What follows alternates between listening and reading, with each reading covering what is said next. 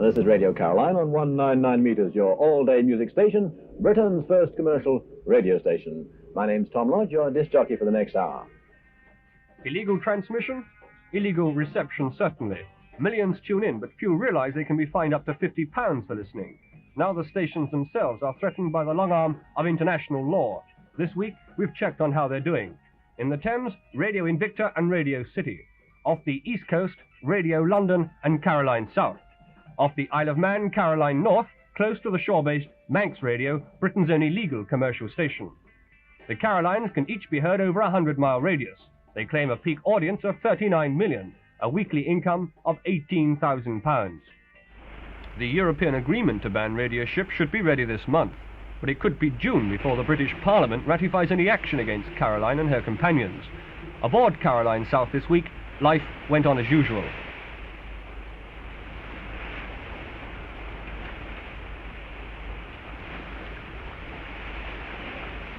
Are they pirates?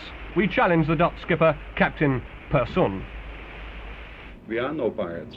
We are lawful sailors and working all right. And I am not worried about an unlawful act from the countries in Europe and from Britain, because that will be unlawful as far as I'm concerned.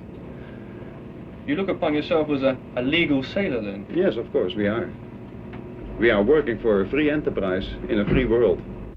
This free enterprise is run from the respectability of Mayfair. In Caroline's headquarters, a staff of 60 working for men who think that 39 million listeners can't be wrong. But couldn't they pull out now, satisfied with their profits? The answer from the man who first started Caroline, Ronan O'Rahilly. Well, that is not the position. The profits are not quick and they're not easy in this operation.